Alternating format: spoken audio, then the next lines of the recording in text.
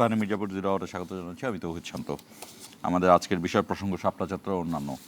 দর্শক, আপনারা মনে করতে পারেন যে ঠিক এই মুহূর্তে আসলে শাপলা হত্যাকাণ্ডের বিষয়টি আনা হচ্ছে কেন। আসলে এই জুলাই হত্যাকাণ্ড এবং অপরাপর যে হত্যাকাণ্ডগুলো গত 17 বছর বিভিন্ন সময় ঘটেছে, তার মধ্যে এই শাপলা চত্বরের হত্যাকাণ্ডটি অবশ্যই উল্লেখযোগ্য এবং গুরুত্বপূর্ণ। এবং অনেকেই বলেন বলতে হলো বিশ্লেষকরাও বলেন, এবং তারা যে এই ফ্যাসিবাদ যে উঠে দাঁড়ালো, গড়ে উঠলো, উঠে দাঁড়ালো না, গড়ে উঠলো, এই গড়ে ওঠার পেছনে এই শাপলা চত্বরের হত্যাকাণ্ড এবং বিচার না হওয়া, এই দুটো জিনিস অপরাপর জড়িত। আমরা আজকের এই বিষয় রাখছি। একই সঙ্গে আরেকটি বিষয় বলে নেই যে কিছুক্ষণ আগে আমরা খবর পেয়েছি যে যেই আসামি মোজাফফরকে ধরা হয়েছে, শহীদ রাষ্ট্রপতি জিয়াউর রহমানের হত্যাকাণ্ডর যে আসামি, সেই আসামিকে সরকারের উচ্চ মহলের নির্দেশে চট্টগ্রাম থেকে হেলিকপ্টারে ঢাকায় আনা হয়েছে জরুরি ভিত্তিতে, এবং বেশ কিছু নতুন তথ্য গোয়েন্দা সংস্থার কাছে এসেছে। যদিও কী তথ্য এসেছে এটি আমি বলতে পারবো না, আমাদেরকে এটি জানানো হয়নি। তবে সেই আসামিকে কিন্তু এখন ঢাকায় অবস্থান করা হচ্ছে এবং তাকে অধিকতর জিজ্ঞাসাবাদের জন্য রাখা হয়েছে। সেই বিষয়টি নিয়েও আমরা কিছুটা আলাপ করব। তবে এই সব কিছু ছাপিয়ে আজকে কিছুক্ষণের মধ্যে বিশ্বকাপ ফাইনাল, সেখানে আর্জেন্টিনা এবং স্পেন মুখোমুখি হচ্ছে। এই খেলাটি সারা বিশ্বে সবাই বলে যে এটি হলো আর্থস গ্রেটেস্ট শো। তো সেখানে দুই দলের জন্যই শুভকামনা রইল। সেই সঙ্গে বাংলাদেশে বিশাল সমর্থক রয়েছে ব্রাজিলের সমর্থকদের প্রতিও শুভকামনা রইল, সবার জন্য শুভকামনা রইল যারা ফুটবল প্রেমী। আমরা শুরু করছি ইস্পাহানি মির্জাপুর জিরাওয়ার। শুরু করার আগে আমি পরিচয় করে দিচ্ছি আজকে আমাদের যে অতিথি। আমাদের সঙ্গে রয়েছে বিএনপির নির্বাহী কমিটির সদস্য অ্যাডভোকেট রফিক সিকদার, আপনাকে স্বাগত জানাচ্ছি, এবং এনসিপির যুগ্ম সদস্য সচিব জয়নাল আবেদিন শিশির, আপনাকেও স্বাগত জানাচ্ছি। দর্শক, শিরোনাম দেখে মূল আলোচনা শুরু করব।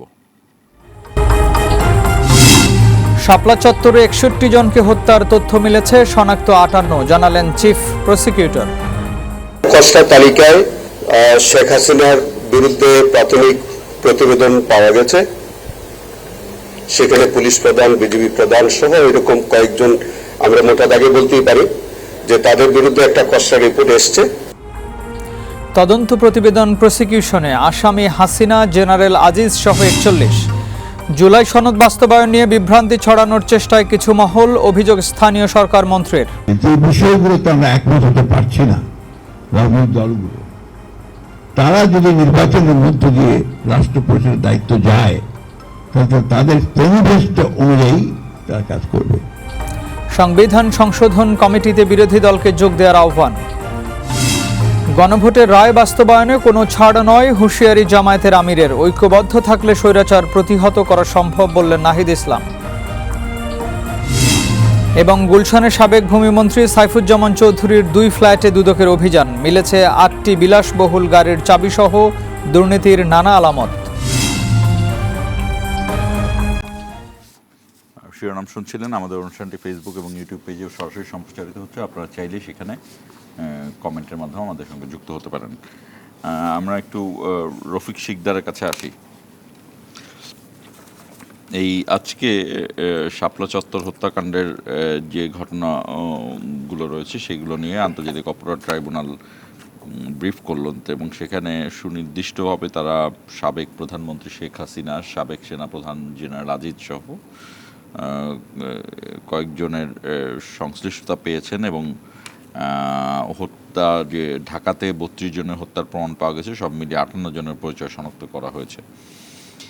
এই শাপলা চত্বর হত্যাকাণ্ডের সময় আপনি নিজেও ঢাকায় ছিলেন, তখন ঢাকায় বড় আন্দোলন গড়ে উঠেছিল।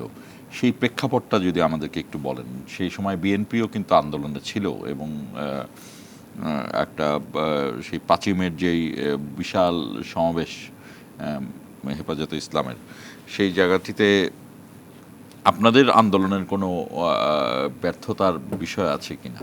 আমি এইটার হত্যাকাণ্ডের বিষয়গুলো নিয়ে আরো পরের ধাপে আলোচনা করব। আমি তখনকার বিষয়গুলো আনতে চাচ্ছি যে বিএনপি এবং সেই সময় এত বিশাল সংখ্যক মাদ্রাসার ছাত্ররা যদি বের হয়ে আসে তখন বিএনপির অবস্থান কোথায় ছিল? ধন্যবাদ আপনাকে শান্ত ভাই এবং জনাবুদ্দিন শিশির সহ যারা দেখছেন সবাইকে শুভেচ্ছা জানাচ্ছি। বৈশাখী 0 আমারে আজ থেকে প্রায় 13 বছর আগে 2013 সালের 5ই মে সেই কালো বিভৎস রাতটি ছিল। বাংলাদেশ হেফাজতে ইসলাম তারা তাদের অধিকার নিয়ে দাবির সমাবেশে তারা ঢাকার 6টি প্রান্তে তারা এসেছিল। বেলা সম্ভবত 11টা বাজতে না বাজতেই তাদেরকে কে বা কারা কিংবা সরকারের সংশ্লিষ্ট কেউ কেউ বলেছে ডিএমপি থেকে, কেউ কেউ বলেছে প্রধানমন্ত্রীর কার্যালয় থেকে, নানানভাবে পত্রপত্রিকা তখন আসছে, তাদেরকে মৌখিকভাবে পারমিশন দেওয়া হয়েছে যে তোমাদেরকে শাপলা চত্বরে সমাবেশ করতে দেওয়া হলো। এর আগে আমাদের বিএনপি রাজনৈতিক দল আমরা সবসময় শান্তিপূর্ণ সমাবেশ করি, তা আমরা ইতিহাসও করেছি। আমরা শাপলা চত্বরে ওখানে সমাবেশের জন্য আমরা চিঠি দিয়েছিলাম। আমাদেরকে বলা হয়েছিল যে অতি দূরে অতি কাছে বাংলাদেশ ব্যাংক আছে এবং বিভিন্ন এখানে প্রতিষ্ঠান আছে, নিরাপত্তার কারণে এখানে সমাবেশ করতে দেওয়া যাবে না। আমাদেরকে দিল না। লিখিত চাইলাম আমরা যে আমরা নিরাপত্তা নিশ্চিত করব আমাদের পার্টি থেকে, কোনো রকম এনার্কি তৈরি হবে না। তারপরে দেয়নি।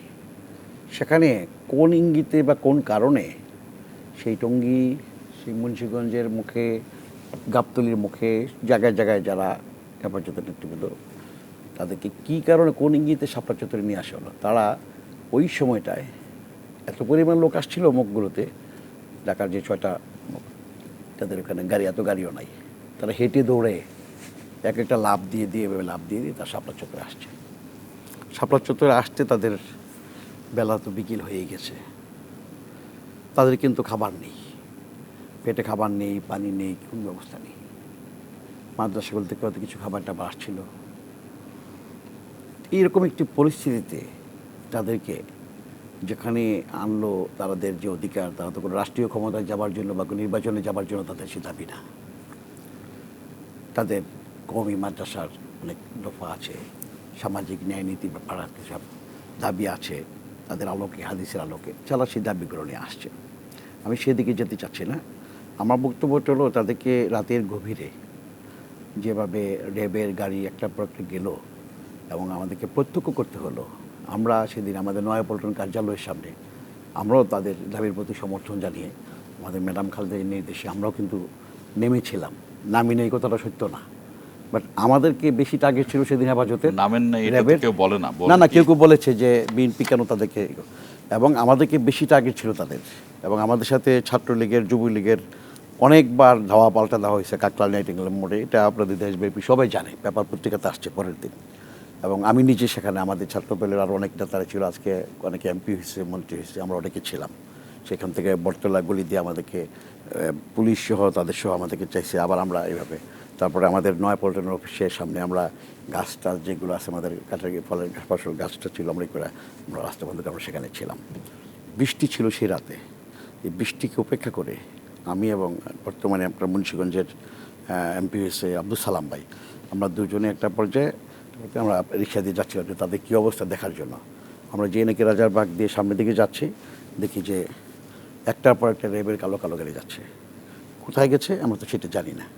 পরবর্তীতে টেলিভিশনে শুনলাম যে সমস্ত গাড়ি ওখানে যা তাদের এই সমাবেশটি শান্তিপূর্ণ, কেউ কেউ ঘুমায়ও ছিল, সেখানে নির্বিচারে গুলি করেছে। টেলিভিশনগুলোতে আসছে রক্ত। তারপরের দিন আমরা শুনেছি যে আপনার এখানে পাশে যে বিসিআইসি ভবন আছে, সেখানে ক্যান্টিনে যারা কাজ করে তারাও দেখেছে সিটি কর্পোরেশনের গাড়ি আসছে, গাড়ি এসে তাদের পানি টানি ধুয়েছে, সেখান থেকে গাড়ির মধ্যে উঠে লোক নিয়ে গেছে লাশ। এবং অনেকে ধারণা করেছে 3000, কেউ কেউ বলেছে 4000, কেউ কেউ বলেছে 5000, কেউ কেউ বলেছে। কিন্তু এই যে সংখ্যায় কম বেশি বলার কারণে সাবেক উপদেষ্টা, শিল্প উপদেষ্টা, কী নাম, জেল খাটতে হলো, এই যে আদিলুর রহমানকে জেল খাটতে হলো। সংখ্যায় উনি বেশি বললো কেন? সংখ্যায় কম বললো না কেন? আরও কম বললো না কেন? কিংবা কেউই মরে না এরকম কথা বলো না কেন, তাকে জেল খাটতে হয়েছে কিন্তু এই হেফাজত ইসলামকে। এখন আমার বক্তব্যটা হলো স্পষ্ট, সেটা হলো যে আজকে আন্তর্জাতিক অপরাধ ট্রাইব্যুনাল তদন্ত সাপেক্ষে শেখ হাসিনা সহ 41 জনকে তারা আসামি করেছে, আরও আছে কিছু কাল্পনিক, এবং সেটা 21 জুলাই ট্রাইব্যুনালে এটা দাখিল করবে। কিন্তু আমার বক্তব্যটা হলো যে হতাহতের সংখ্যা এত কম কিভাবে আসলো, এটা আমার প্রশ্ন। 58 জন হবে কেন? কিন্তু সরকার 58 জন দিয়ে কেন বিচার করবে? এখানে সুতরাং আমি বলবো যে এই হত্যাকাণ্ডটি অত্যন্ত নির্মম, অত্যন্ত ঘৃণার এবং অত্যন্ত মানে কষ্টের, যে এরকম সহজ সরল প্রাণ যারা আন্তর্জাতিক অপরাধ ট্রাইব্যুনাল যেটাই বলেছেন যে এখানে 58 জনের সব মিলিয়ে তাদের কাছে 58 জনের পরিচয় মিলেছে আর কি, আরো যা আছে সেটা আবার বলা আসবো নেই। আপনার কাছে। আমি একটু শিশিরের কাছে আসতে চাই। আমি জানি না শিশিররা যখন রাজনীতিতে এসেছেন, আমি রাজনীতির জায়গা থেকে জানতে চাই শিশির, আপনারা কতটুকু জানেন যে ঠিক এরকম একটি ঘটনা সম্ভবত 97 বা 98 সালে মোহাম্মদপুরের শিয়া মসজিদের সামনে হয়েছিল, এবং সেইখানে একজন পুলিশকে হত্যার দায়ে এখনকার যিনি হেফাজতে ইসলামের যুগ্ম মহাসচিব সম্ভবত মামুনুল হক, তার বাবা শাইখুল হাদিস আল্লামা আজিজুল হক, তাকে গ্রেফতার করা হয় এবং তাকে সারা দেশের বিভিন্ন কারাগারে নেওয়া হয়। রফিক শিকদার, আপনার এই ঘটনা মনে থাকার কথা।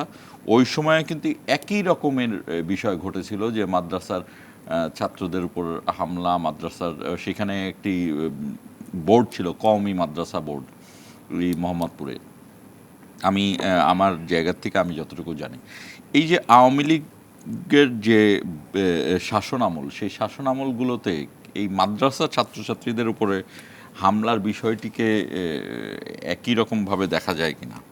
সেই সময় তো মিডিয়া কম ছিল, যে কারণে এইটা হয়তো বা অতটা হয়নি, কিন্তু সেই সময় এই ঘটনা ঘটেছিল। ধন্যবাদ শান্ত ভাই আপনাকে এবং আমার সহ আলোচক অ্যাডভোকেট রফিক শিকদারকে এবং বশিক টেলিভিশন সকল দর্শক শ্রোতাকে। দেখেন, আপনি যেখান থেকে শুরু করেছেন, আমি যদি ঠিক সেই জায়গাটাতে আসি, যে বাংলাদেশের ইসলাম মুসলিম এবং যারা বিশেষ করে ইসলাম ধর্মের প্র্যাকটিসিং মুসলিম, তারা বরাবরই আওয়ামী লীগ এবং দিল্লির টার্গেটেড, এবং তারা আওয়ামী লীগ এবং দিল্লি দ্বারা নিপীড়িত হয়ে আসছে। আপনি বাংলাদেশের শান্তিপ্রিয় প্র্যাকটিসিং মুসলিমকে আওয়ামী লীগ এবং দিল্লি একই সুরে মৌলবাদ হিসেবে ট্যাগ দেয়, কিন্তু ঠিক তার থেকেও নিকৃষ্ট ভারতের আরএসএস, যারা মুসলমানদেরকে হত্যা করে, ঘরবাড়ি ভেঙে দেয়, মসজিদ ভেঙে দেয়, জমি জমা দখল করে, বাংলাদেশে তাদেরকে পাঠিয়ে দেয় মুসলিম হওয়ার কারণে, তাদেরকে কিন্তু মৌলবাদ বলে না। আপনি কি মৌলবাদ তাদেরকে বলতে শুনছেন? শোনেন নাই তো। এখন বাংলাদেশে যারা এই ধরনের প্র্যাকটিসিং মুসলিম যেই হোক, তাকেই তারা নিধন করে এবং নিপীড়ন করে, এবং এটাকে তাদের একটা মনে করে তাদের একটা কর্মসূচির অংশ। এই যে ধরেন আপনি শাপলা চত্বর বললেন, বা যদি বলেন শেখ মুজিবের যে দুঃশাসন, রক্ষী বাহিনী, তখন অনেক আলেমোলা আমাকে খুন করতো, প্রকাশ্যে খুন করতো রক্ষী বাহিনী। আপনার তো এগুলো জানা আছে। তারপর যদি আপনি দেখেন 96 থেকে 96 থেকে 2001 সাল পর্যন্ত আওয়ামী লীগ কুকুরের মাথায় টুপি পর্যন্ত দিয়েছে না? ঘটনা মনে আছে না আপনার? তাদের কিন্তু রাগটা কিন্তু এদেশের ইসলাম, এদেশের মুসলমান, এদেশের শান্তিকামী স্বাধীনতাকামী মুসলমানদের তাদের রাগটা। এখন এই রাগ দিল্লি রাগ উড়াই হচ্ছে, বা এই রাগটা প্রকাশ করে হচ্ছে আওয়ামী লীগের মাধ্যমে, কারণ আওয়ামী লীগ হচ্ছে এখানে দিল্লির সোল এজেন্ট। আপনার শাপলা চত্বরে আমি কিন্তু নিজেও একজন, আমি শাপলার সন্তান, আমি কিন্তু শাপলা চত্বর আন্দোলনে আমি সম্পৃক্ত ছিলাম। আমার তো তখন রাজনৈতিক ম্যাচুরিটি খুব কম ছিল, কিন্তু আমার শাপলা চত্বরের বিষয়ে আমরা সবাই এক ছিলাম। আপনার শাপলা চত্বরে এই হামলাটা একদিনের পরিকল্পনায় হয় নাই। রফিক শিকদার ভাই কিছুটা বলতে চাচ্ছিলেন যে এখানে তাদেরকে শাপলা চত্বরে আসতে দেয়া, তারপরে রাত মাঝরাতে গিয়ে অ্যাটাক করা, সম্পূর্ণ পরিকল্পিত। শাপলা চত্বরে এই 5 মে তাদেরকে হামলা দেওয়ার আগে শাহবাগে যে একটা গণজাগরণ মঞ্চ হয়েছে, এই গণজাগরণ মঞ্চ থেকে বাংলাদেশের মানুষকে এক্সট্রা জুডিশিয়াল কিলিংয়ের জন্য এবং যারা ধর্মীয় দাড়ি টুপি রাখতো তাদেরকে বিভিন্নভাবে ট্যাগ দেওয়া হতো, ব্যবসা প্রতিষ্ঠানে হামলা করা হতো। এখানে একটা ডিফেক্টিভ একটা গভর্নমেন্ট প্রতিষ্ঠা করে ফেলছিল। কিন্তু এর একজন কিন্তু আজকে আসামি, ইমরানের সরকার। একটু গণজাগরণ মঞ্চের কথাটা যেহেতু গণজাগরণ মঞ্চ তখন দাবি করেছিল বাঁশের লাঠি তৈরি করো, হেফাজত নিধন করো। আচ্ছা, আমি আমি আমি একটু এর সাথে তথ্যও দিতে চাই। গণজাগরণ মঞ্চের প্রথম দিকে কিন্তু বেশ কয়েকজন ব্লগার হত্যাকাণ্ড ঘটে। যেমন একজন ছিলেন, তার ব্লগের নাম ছিল থাবা বাবা, রাজীব। হ্যাঁ, প্রথম যিনি রাজীব, যার আসল নাম হলো রাজীব, তাকে হত্যা করা হয়। এরপরে অপরাপর আরও বেশ কয়েকজন ব্লগার হত্যা করা হয়। আমরা এই ব্লগার হত্যাকাণ্ডের সাথে কিন্তু বলা হতো যে হয় ইসলামী ছাত্র শিবির অথবা মানে যেভাবে তথাকথিত মৌলবাদীরা জড়িত।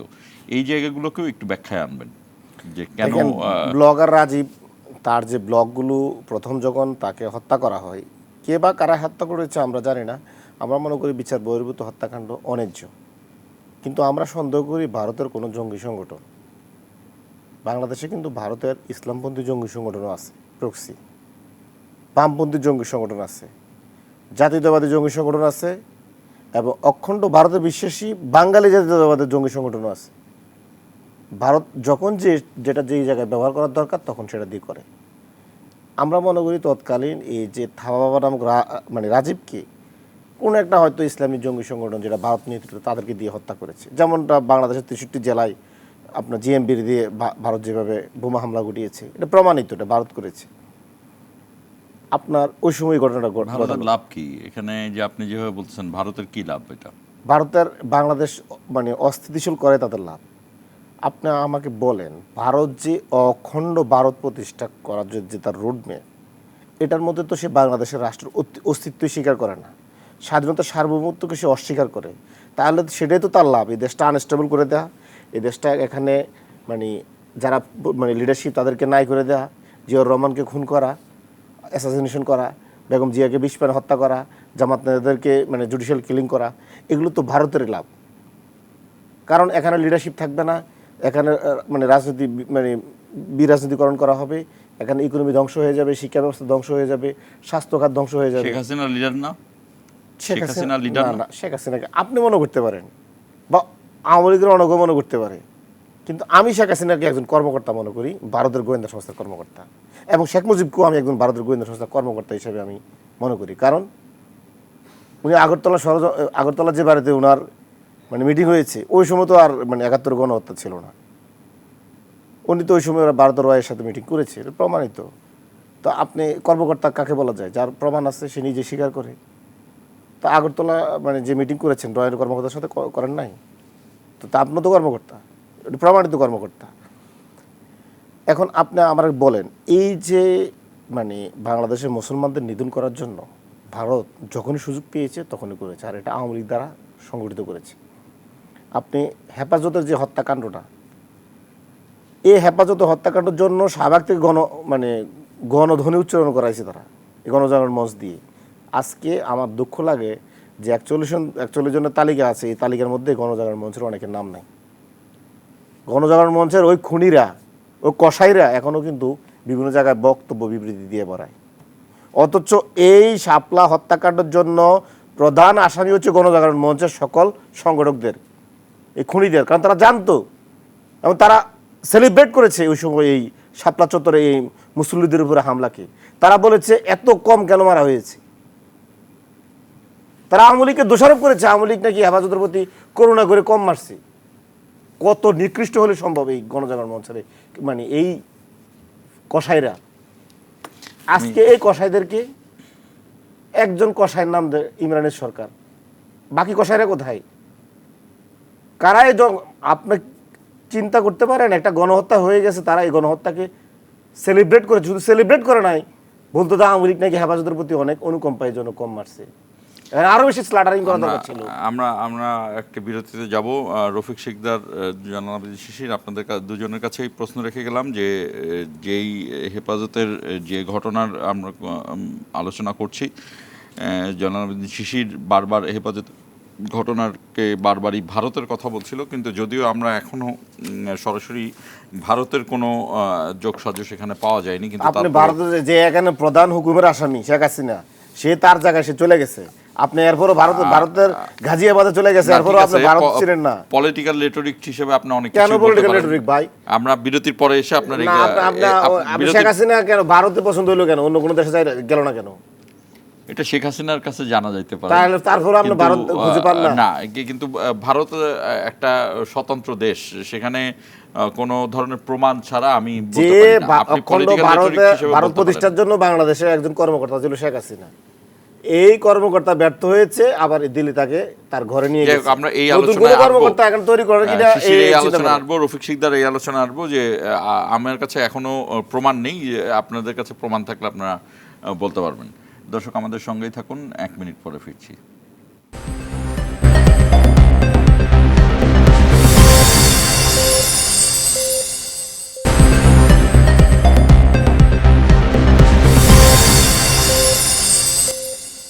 আবার স্বাগত ইস্পাহানি মির্জাপুর জিরো আওয়ারে। যে কথাগুলো বলছিলাম, যে শাপলা চত্বরের এই হত্যাকাণ্ডের ঘটনায় তদন্ত প্রতিবেদনে দিয়েছে, আপনি কতটা আশাবাদী এটা বিএনপিকে এই তদন্ত প্রতিবেদন অনুযায়ী বিচার শেষে রায় বাস্তবায়ন করতে পারবে কিনা? আমি আসলে যেটা বিশ্বাস করি, প্রতিটা হত্যাকাণ্ডেরই বিচার হওয়া উচিত এবং প্রত্যেকটা হত্যাকাণ্ডই ঘৃণিত, নিন্দাজনক। আমরা যদি বলি যে শেখ মুজিব হত্যার বিচার যদি স্বাধীনতার পরে ৭৫-এর পরে এত বছর পরে হতে পারে, সিরাজ শিকদারের হত্যার বিচার কেন হলো না? সেটা কেন থেমে রইল?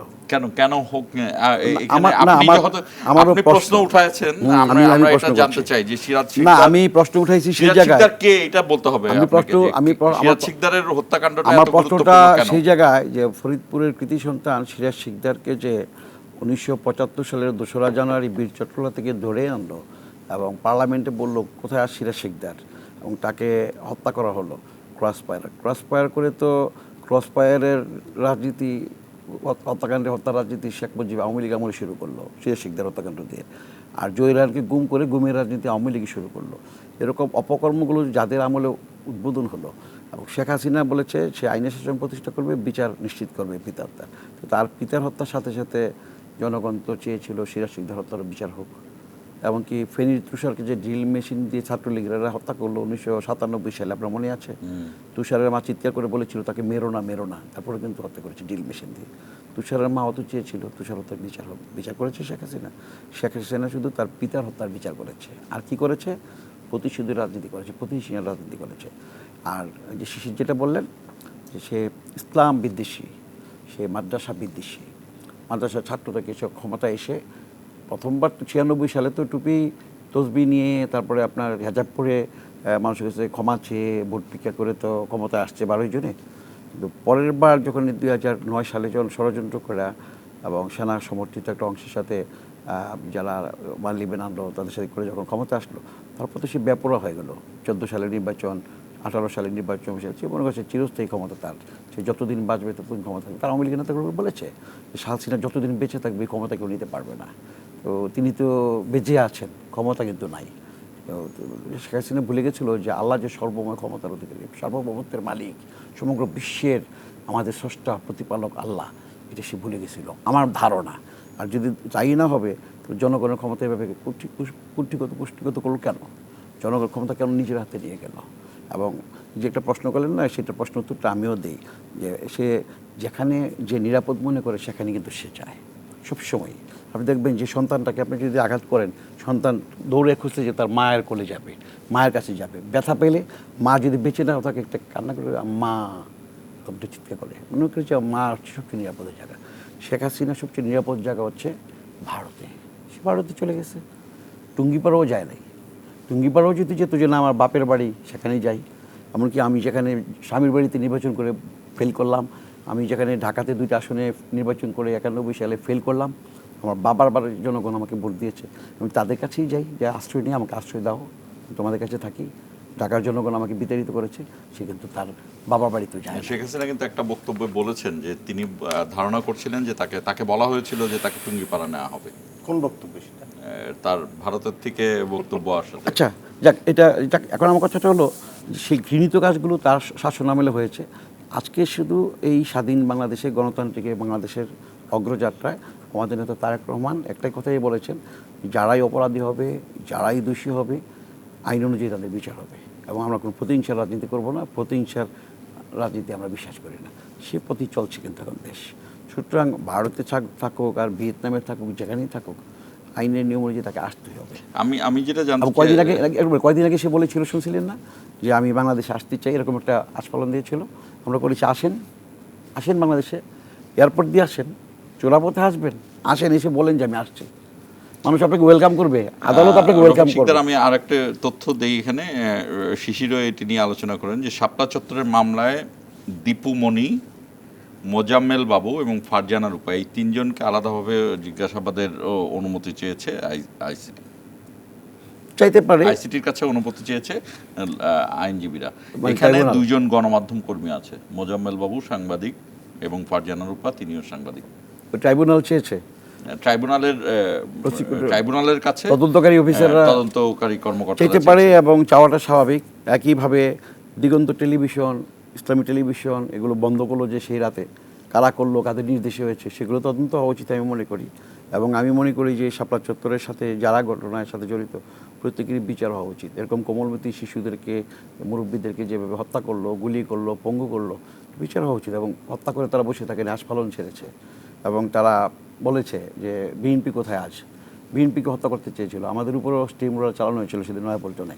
সুতরাং এই হত্যাকাণ্ডের বিচার তো অবশ্যই হবে। আপনার কাছে এই বিষয়টি নিয়ে আপনি বেশ কিছুদিন সাংবাদিকতা করেছেন, এই যে গণমাধ্যম কর্মী 2 জন মোজাম্মেল বাবু, ফারজানা রূপা, তাদেরকে জিজ্ঞাসাবাদের কথা বলা হলো, আবার রফিক শিকদার বলছেন আপনি জানেন যে সেই সময় জনপ্রিয় টেলিভিশন দিগন্ত টেলিভিশনকে সেই রাতেই কিন্তু বন্ধ করে দেওয়া হয়, ইসলামিক টিভিকে বন্ধ করে দেওয়া হয়। এই যে একদিকে 2টি গণমাধ্যমকে বন্ধ করে দেয়া, আবার এখন আবার আমরা দেখছি 2 জন গণমাধ্যম কর্মীকে জিজ্ঞাসাবাদ, এই দুটোর আসলে যোগসাজশটা কি? প্রথমত হচ্ছে, আপনি যাদেরকে গণমাধ্যম কর্মী বলছেন বা সাংবাদিক বলছেন, তারা কি নিজেদেরকে সাংবাদিক দাবি করে? আপনি দাবি করতে দেখছেন? যে মোজাম্মেল বাবুর কথা বললেন, সে বলছে জয় বাংলার সাথে জয় হিন্দ বলতে হবে, জয় ভারত বলতে হবে, বলছে না? আপনি যে ফারজানা রূপার কথা বলছেন, সে বলছে শাপলা চত্বরে কেউ মারা যায় নাই, হেফাজতের নেতা কর্মীরা রং মেখে শুয়েছিল, পুলিশ হুইসেল দিয়েছে, বাঁশি দিয়েছে, তারা পালিয়ে গিয়েছে। আপনি কানেক্ট করেন, আওয়ামী লীগের বয়ান, ইন্ডিয়ার বয়ান ঠিক একই বয়ান। এরা তো সাংবাদিকতা করতে আসে না, বরং সাংবাদিকতায় অনুপ্রবেশ করেছে এই পেশাটাকে ধ্বংস করার জন্য, আর বিশেষ উদ্দেশ্য অ্যাসাইনমেন্ট বাস্তবায়ন করার জন্য। তারা মেইন স্ট্রিম সাংবাদিকতাও করে নাই, তারা আওয়ামী লীগের বিভিন্ন অফিস আদালতে গিয়ে তাদের পক্ষে সম্মতি উৎপাদন করত, দিনকে রাত বলতো, রাতকে দিন বলতো। যদি এই ধরনের মানসিকতা তাদের থাকে, যে হেফাজতের নেতাকর্মীরা রং মেখে শুয়েছিল, আপনি তাদেরকে সাংবাদিক বলেন? আরেকজন নতুন করে জোড়াইছে, সাবেক বিবিসি নেতা, বিবিসি সাংবাদিক বলতে তো এখন দ্বিধা হয়, মনে হয় যে বিবিসি নেতা যে সাবির মোস্তফা, সেই বিবিসির বরাত দিয়ে আর সাংবাদিকের বরাত দিয়ে বলতেছে শাপলা চত্বরে একজনও খুন হয় নাই, সে ওই দিন ফোন ইন করেছে। তার যে কলিগের কথা দিয়ে বলছে, সেই কলিগ বলছে আপনি আমার এই ব্যক্তিগত বক্তব্য দিতে পারেন না। এই বয়ানগুলো কাদের? সাবির মোস্তফার বয়ান, আওয়ামী লীগের বয়ান, দিল্লির বয়ান এক। এছাড়াও আওয়ামী লীগের যারা এখন কিছু লোক আছে, টকশো লীগ, তারা বলতেছে শাপলা চত্বরে নাই কোনো কেউ হত্যাকাণ্ডের শিকার হয় নাই। তো হত্যাকাণ্ডের শিকার যদি নাই হয়, তাহলে ইসলামী টেলিভিশনটা কেন বন্ধ করলেন? কেন দিগন্ত টেলিভিশন বন্ধ করলেন? ওরা তো লাইভে দেখাচ্ছিল। সমস্ত মিডিয়াকে ক্র্যাকডাউন করে 2টা টেলিভিশন একটু লাইভে গেছিল, লাশ দেখাচ্ছিল, হত্যাকাণ্ড দেখাচ্ছিল, লাশ গুম করা দেখাচ্ছিল, তখনই তাদেরকে বন্ধ করে দিলেন। আর এখন যারা হচ্ছে, এখন আমি তো তাদেরকে কখনোই, যারা আওয়ামী লীগের পক্ষে বয়ান উৎপাদন করি, যারা যে সাংবাদিকতা পেশা হলো, এদেরকে সাংবাদিক বলা যাবে না। কারণ তারা মূলত এখানে আওয়ামী লিজম করেছে, জার্নালিজম করে নাই। তারা এখানে ইন্ডিয়ালিজম করেছে, জার্নালিজম করে নাই। তারা এখানে বাকশালিজম করেছে, জার্নালিজম করে নাই। এখন আপনি যদি বলেন কেউ বাকশালিজম করে, ইন্ডিয়ালিজম করে, আওয়ামী লিজম করে, জার্নালিজম না করে, তাকে আপনি জোর করে কেন সাংবাদিক বলতে যাচ্ছেন? সে তো ওই তার পরিচয়ে সে বেশি মানে গর্ববোধ করত। আপনার আওয়ামী লীগের যারা দালালি করত, অনেক সাংবাদিক নিজেদেরকে সাংবাদিক মনে করতো না, নিজেদেরকে আওয়ামী লীগের ক্যাডার মনে করতো। জুলাই আন্দোলনের সময় কিছু কিছু আওয়ামী লীগের সাংবাদিকেরা তারা এই গণহত্যার পক্ষে উস্কানি দেয় নাই। তারা শেখ হাসিনার সাথে মিটিংয়ে যায়, ওই সম্পাদক লীগ সিএনএ লীগ বলে নাই যে আপনার সাথে আমরা আছি, আপনি যা করতে চান আপনার প্রত্যেকটা জিনিস আমরা সমর্থন দিব। তারা 27 জুলাই এই ধরনের বক্তব্য দেয়। অলরেডি আমাদের প্রায় 500-700 তখন ভাই শাহাদাত বরণ করছে। তারা শেখ হাসিনাকে বলছে আরো খুন করেন, আরো খুন করেন, আমরা আপনার পক্ষে সম্মতি প্রদান করতেছি। এদেরকে আপনি সাংবাদিক বলবেন? এরা হচ্ছে ফেসিস্ট লীগ, এরা জার্নালিজমে অনুপ্রবেশকারী। তারা অনুপ্রবেশ করে তারা এই শুধু গণহত্যা করতে চায়। তাদের মনোবাসনা এই দেশের মানুষকে, যারা সার্বভৌমত্বের পক্ষে থাকবে, গণতন্ত্রের পক্ষে থাকবে, ইসলামের পক্ষে থাকবে, তাদেরকে নিধন করে তারা অখণ্ড ভারত প্রতিষ্ঠা করবে। এবং এটা সাংবাদিকদের মধ্যে একটা গ্রুপ দেখবেন এখন বলে বাংলাদেশ সেনাবাহিনী নাকি থাকারই প্রয়োজন নাই, এটা নাকি মানে অর্থের অপচয়। বিভিন্ন পডকাস্টে দেখবেন আওয়ামী লীগপন্থী যারা কিছু হইতে বললাম, যারা আওয়ামী লীগম করে, জার্নালিজম করে না, শেখ হাসিনার সাথে নাকি আমাদের সেনাবাহিনী বেমারি করছে, এই জন্য সেনাবাহিনীর শেখ হাসিনা আবার ক্ষমতা আসলে যদি দিবা স্বপ্ন সেনাবাহিনী ডিজলভ করে দিতে হবে, ভারতের সাথে একটা চুক্তি করলে হয়, সামরিক চুক্তি। এই সেনাবাহিনী নাকি দরকার নাই, এই সেনাবাহিনী নাকি শেখ মুজিবের মারা ফেলছে, এই সেনাবাহিনী নাকি শেখ হাসিনার দেশ থেকে তাড়াইছে, এই সেনাবাহিনী কোনো রাখা যাবে না, ইন্ডিয়ার সাথে একটা চুক্তি করলে হয়। কিন্তু এদেরকে আপনি সাংবাদিক মনে করেন? এদেরকে সাংবাদিক মনে করেন আপনি? সেনাবাহিনী প্রধান কে ছিলেন তখন, শেখ হাসিনা যখন চলে গেলেন? সেনাবাহিনীর প্রধান তো কে ছিলেন জাতি জানে, এবং সেনাবাহিনী প্রধান না, সেনাবাহিনীর পুরো প্রতিষ্ঠান শেখ হাসিনাকে প্রত্যাখ্যান করেছে, দেশের জনগণের পক্ষে দাঁড়িয়েছে। যেমনটি 1975 সালে বাকশালের বিপক্ষে দাঁড়িয়েছে। যদিও আমি মনে করি না সেনাবাহিনী কি কোনো ব্যক্তির, আওয়ামী লীগ তো মনে করে এটা তার বাপের তালুক, এবং এটা তারা অখণ্ড ভারত প্রতিষ্ঠা করবে, এখানে সেনাবাহিনী দরকার নাই। আপনার মনে থাকার কথা 1975 সালের 25 জানুয়ারি শেখ মুজিব যে সংবিধানের চতুর্থ সংশোধনী করে, এই চতুর্থ সংশোধনীর মাধ্যমে বাকশাল প্রতিষ্ঠা করে, এর মাধ্যমে সে কিন্তু সংসদকে অকার্যকর করে ফেলে। কে এমপি হবে না হবে এটা শেখ মুজিবের নির্দেশনায় হবে। সে ওই সংশোধনীর মাধ্যমে বিচার বিভাগের বিচারপতি নিয়োগ অকার্যকর করে ফেলে। ওইটা ছিল অখণ্ড ভারতের দ্বিতীয় ধাপ। আমরা আবার বিরতির থেকে ফেরার পরে আমরা যে আলোচনাটায় আসতে চাই, কিছুক্ষণের মধ্যে আর্জেন্টিনা এবং স্পেন ফাইনাল খেলবে। আমি জানি না আপনাদের দুইজনের কে কোথাকার সাপোর্টার, আমরা জানবো বিরতি থেকে ফিরে। দর্শক আমাদের সঙ্গেই থাকুন, 1 মিনিট পরে ফিরছি।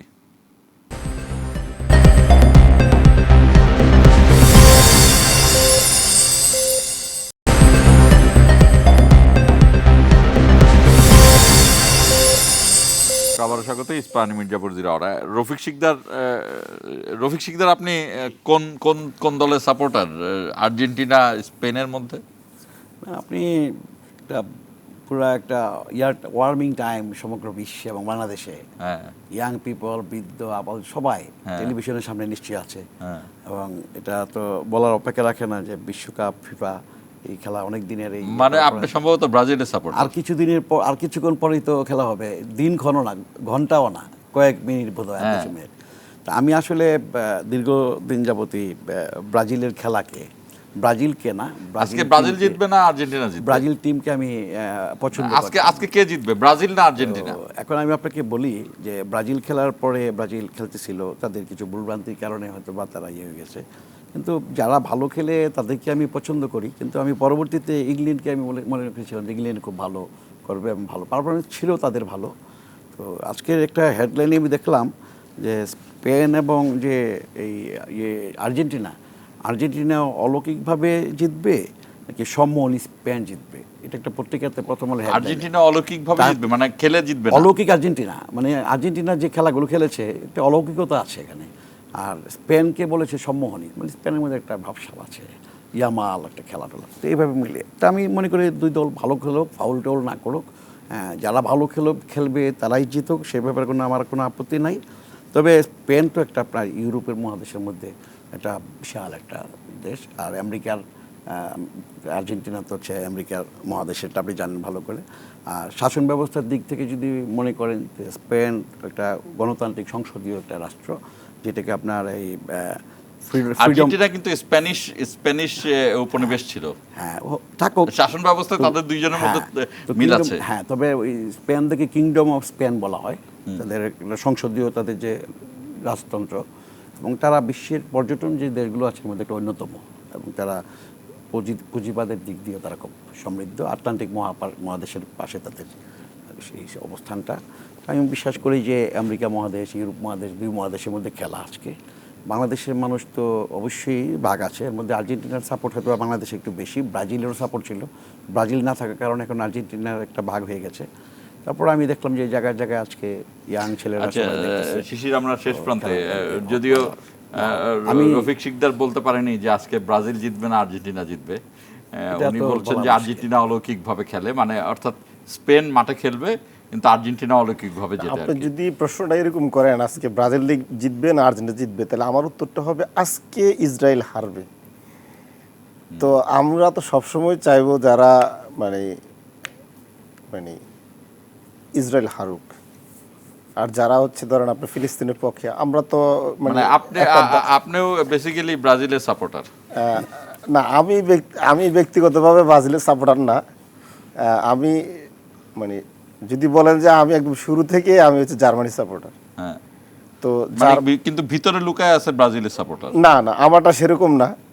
আমি যখন ব্রাজিলের সাথে মরক্কোর খেলা হয়েছে তখন আমি মরক্কোকে সাপোর্ট দিয়েছি। যখন মিশরের সাথে আর্জেন্টিনা খেলা হয়েছে আমি মিশরের পক্ষ নিয়েছি।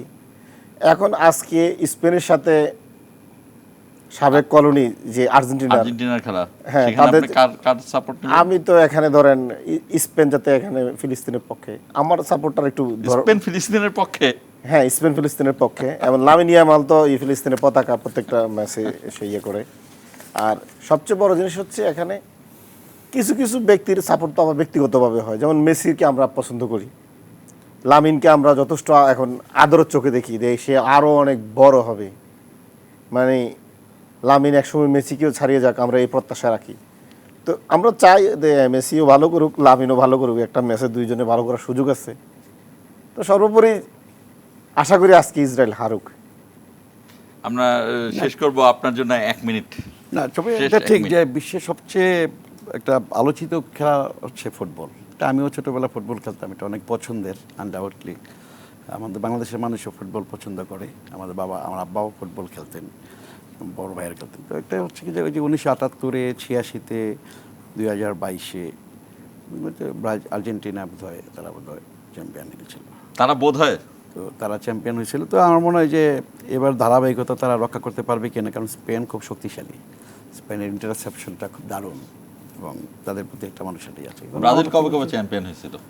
ব্রাজিল তো অনেকবারই হয়েছে, এবং সর্বশেষ ব্রাজিল 2000। আচ্ছা, আমি দুইজনকে 30 সেকেন্ড করে সময় দিচ্ছি। এবার ঢাকায় আন্তর্জাতিক গণমাধ্যমের অনেক রিপোর্টার এসেছেন, এবং আর্জেন্টিনার থেকে এসেছেন। আপনারা দেখছেন যে আর্জেন্টিনার যে অ্যাম্বাসেডর, এটা সম্পূর্ণ সাপোর্টের বাইরে, যে আমি দেশের সাথে বলছি, সেখান থেকে তারা খালি এই কারণে এসেছেন যে গত ওয়ার্ল্ড কাপের পরে তারা অভিভূত হয়ে পড়েছেন যে আর্জেন্টিনার চেয়েও সাপোর্টার বেশি, আর্জেন্টিনার সাপোর্টার বেশি সম্ভবত বাংলাদেশে, এবং তারা এটার কোনো সূত্র খুঁজে পাচ্ছেন না যে কেন এত সাপোর্টার, এত মানুষই। এই জায়গাটিকে কি বাংলাদেশের কোনো ডিপ্লোমেসিতে কাজে লাগানো যায় কিনা? এটা আমি ডিপ্লোমেসি কাজে লাগানোর ব্যাপার না, আমি দেখলাম যে বাংলাদেশের মানুষ ক্রীড়ামোদী বটে, তবে আবেগপ্রবণ। যে ব্রাজিলের সাথে আর্জেন্টিনা খেলা হয়েছে, ব্রাজিল ওই দিন কোন ইয়েতে হারলো, কাদের সাথে? কুমিল্লাতে, তার প্রতিযোগিতা ছিল, মারা গেছে, আত্মহত্যা করছে। তা আমি আজকের এই খেলাতে আমি চাইবো যে হার জিত আছি, যদি আর্জেন্টিনা হারে, স্পেনের সাপোর্টার বাংলাদেশে কম থাকুক বেশি থাকুক, কেউ হারতে পারে কেউ জিততে পারে, কিন্তু সেটাকে কেন্দ্র করে আমাদের কোনো ছেলে মেয়েরা যেন আত্মহত্যা করা কিংবা মারামারি করা, গন্ডগোল করা, আমি আশা করবো যে এটা যেন কেউ না করে। এটা বিশ্বের অন্য দেশে খেলা, আমাদের বাংলাদেশ আমরা আগে এগিয়ে যাব, আমরা বাংলাদেশের খেলার মান আরও বাড়বে, ফুটবলের মান, ক্রিকেটের মানের মতো আরও বাড়বে, আমরা বাংলাদেশ একদিন মাথা উঁচু করে দাঁড়াবে, আমরা বাংলাদেশকে নিয়ে গর্ব করবো। এখানে মারামারি করে ইয়ে করে। আমি যেটা বলতে চাই হচ্ছে আমাদের এই যে মানে সমর্থন, বড় বড় দলগুলোর প্রতি আমরা সমর্থন করে সারা পৃথিবী যেরকম আমরা নজর মানে মানে কাটতে পারছি বা নজরটা নিতে পারছি বাংলাদেশে, এটাকে পজিটিভলি কাজে লাগাতে হবে। কারণ আমরা ল্যাটিন আমেরিকার দল ব্রাজিল, আর্জেন্টিনা এখানে বাংলাদেশে যথেষ্ট অ্যাটেনশন নিয়েছি, তাদের সাথে আমাদের কূটনৈতিক সম্পর্ক নিঃসন্দেহে বাড়বে। এছাড়াও ইউরোপের যে দলগুলো বাংলাদেশের জনগণ বেশি সমর্থন দেয়, ওই দেশের জনগণ এবং ওই দেশের সরকারও আমাদের প্রতি অনেক পজিটিভলি ধারণা নিবে এবং এর মধ্য দিয়ে আমরা আসলে জি, ব্যবসা, আপনাদের শিক্ষা, সকল দুজনকে- বিষয়ে তাদের সাথে কূটনৈতিক সম্পর্ক আরো বেশি হওয়ার দুজনকে সম্ভাবনা আছে। অসংখ্য ধন্যবাদ আমাদের আগামী সঙ্গে 4 যুক্ত বছরের হওয়ার জন্য যারা চ্যাম্পিয়ন হবে হ্যাঁ, হ্যাঁ। তাদেরকে শুভকামনা। শুভেচ্ছা জানাই, শুভকামনা করি। যারা হবে না ভবিষ্যতে তারা হবে, ব্রাজিল ভবিষ্যতে আবার 2030 সালে জ্বলে উঠবে সেই প্রত্যাশাও রাখি। 2030 সালে ব্রাজিল জ্বলে উঠবে। রফিক শিকদার বললেন হেক্সা মিশন শেষ হবে। হেক্সা মিশন তো 2010 থেকে শুরু হয়েছিল। হ্যাঁ, দর্শক, খেলা নিয়ে উন্মাদনা থাকবেই। যেটি রফিক শিকদার বললেন যে এই হতাহতের ঘটনায় এতটা আবেগী জাতি আমরা না হই, আমরা যেন আস্তে আস্তে নিজেদেরকে, নিজেদের সত্তাকে মূল্যায়ন করতে পারি এবং সেটাকে নিয়ন্ত্রণ করতে পারি। আমরা অবশ্যই এটি একটি অবিস্মরণীয় ঘটনা যে বাংলাদেশে আর্জেন্টাইন ফুটবলের এত সমর্থক, এটার পজিটিভ দিক আছে। তাই বলে এরকম যেন না হয় যে ইমোশনটাকে আমরা অনেক বেশি জায়গায় নিয়ে যায় এবং হতাহতের ঘটনায়, আত্মহত্যার মতো ঘটনা ঘটতে পারে, সেই জায়গাটা অবশ্যই আমরা খেয়াল রাখবো। শেষ করছি আজকের ইস্পাহানি মির্জাপুর 0 আওয়ার। আপনাদের ওয়ার্ল্ড কাপের ফাইনাল দেখার জন্য শুভকামনা জানিয়ে শেষ করছি ইস্পাহানি মির্জাপুর 0 আওয়ার।